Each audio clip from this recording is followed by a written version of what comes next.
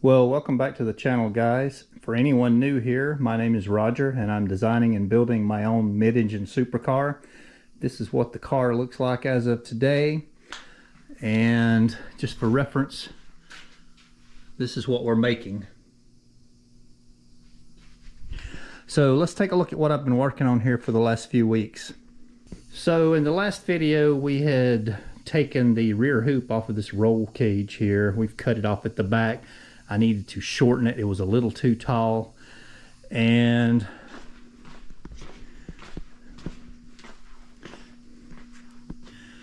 I removed the correct amount off the height. I welded the new feet on it, and I have this hoop bolted back in place so you can see it in the car barely, but it is the right height now, and it needs a little bit more done to it before we call it finished. I need to weld some mounting plates here for the hinges for the rear hatch, and then that hoop itself will be finished. I also bought these tubes here. We're going to have to bend replacement tubes for these tubes that were for the A-pillar and the roof. They just weren't quite the right shape, especially right here above the door glass in the roof area. They need to have a little bit more arch than they do. They're almost flat, and they just don't match the shape of the roof correctly. So I bought these two tubes. We will bend them soon. I have also bought a tubing bender here.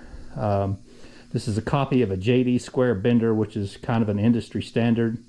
I picked this up on Amazon. It was on sale. It was really cheap. I think they're like $225 or something. And I managed to find one of these swag adapters here for a hydraulic cylinder. These are about $160 or $80 new. I found this on the Facebook Marketplace from a local guy and picked this up for $60. And most people use a Harbor Freight air over hydraulic cylinder here to work these, and I found this, which is basically identical, on AliExpress for $65. So I bought it. It seems to fit. I haven't used it yet, so I don't know for sure that it's going to work, but it's supposed to. It's rated at the same tonnage, and it's the same OD to fit in the bracket, and it looks like it will work, but I'll keep you posted on that. The only thing I need now is a bending die, which I haven't purchased yet, for the correct size tubing we have, which is 1 3/4, and then some kind of a frame to mount this on so we can use it and get it up off the floor, but I will design and build that myself. Also, you can see here that we made a door panel, which turned out pretty nice. The pattern for this was easy to work with, easy to sand, just because of a lot of flat areas. It's easier to get in there and block sand. And this part came off of the mold really nice. Now, I'm still working on the fitment. It needs some trimming. It's a little high here in the front, higher than it needs to be. It should be sitting on this foam block, and I have a spacer in here. And that spacer makes this back line here fit and align correctly. It's not pushed in there, but you can see it's close. When I lower this down to the correct height here in the front, this doesn't fit perfect, so there'll be some trimming required here. And this part here is interfering with the A-pillar, so one of those two parts will need some material removed off of it, but I don't know which one yet. We will make a decision on that when we have a fender and we can set everything up here and see how it aligns and which parts need to be trimmed to fit. And we'll come back to this fender mold here in just a minute. I'll talk more about it. But first, let me set in the car and show you what it looks like with me in the car and the door opening, and see what the size comparison looks like to me sitting in it. So this is what it looks like with me in the car, and I have a nice view out of the car. So the seat height looks like, and position looks like it's correct for the door glass opening, and everything looks normal here, like driving any car. So I'm happy with all of this. Just need to get this door panel trimmed and aligned correctly sometime in the future. So in last week's video, we made this corner here for the front firewall of the car, which is also finishes out the door jamb opening here for the door to seat up against. Also finished the passenger side, which is over here leaning up against the car, so both of those are ready.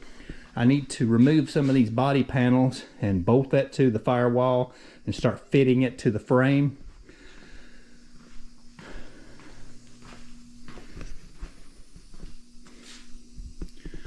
I also have the mold here almost complete for the passenger side door.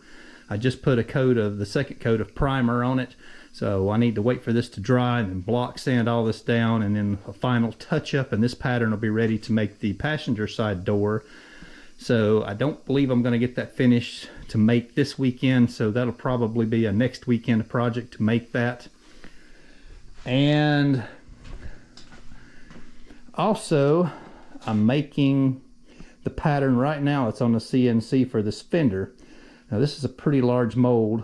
It obviously goes from the tire back to the door, comes up to the headlight. It seams here at the back of the headlight and wraps around all the way to the front of this headlight and comes across all the way here to this aluminum frame member. That's where I decided to split the hood.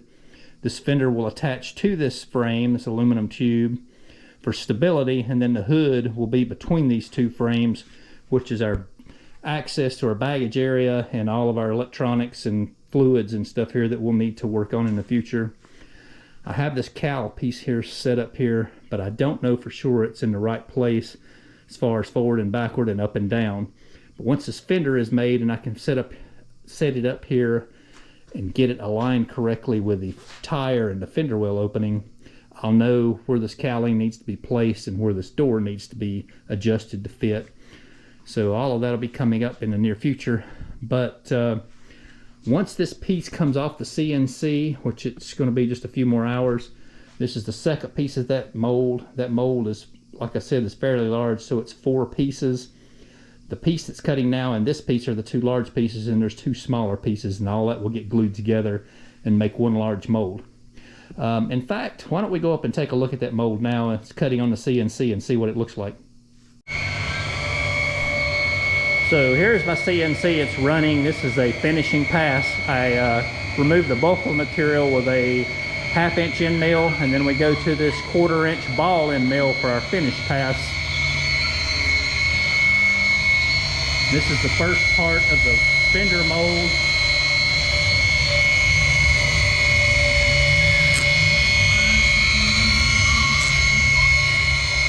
This area here is where it butts up against the door. Obviously the arch placed there is for the tire opening. And then this area here will intersect the headlight.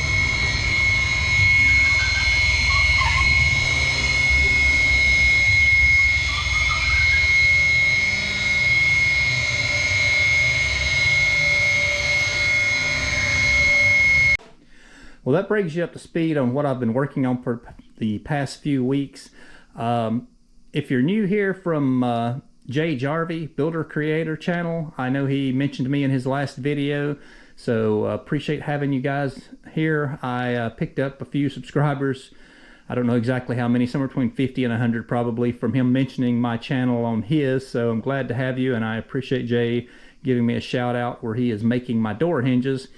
And any of my subscribers that are not watching Builder Creator channel, search him on YouTube and follow him. He's doing 2 big projects at the same time, which I find amazing. I have a hard time finding time to work on this as much as I need to, and he keeps 2 projects moving along at the same time, which is amazing to me. But anyway, thanks Jay for the shout out, and that brings you guys up to speed. I'm off work 2 weeks between now and the end of the year, so I'm hoping to make some good progress on the car. I, of course, have some Christmas traveling and get-togethers to do during that time, but we should find some extra time to work on the car and maybe get some more parts made.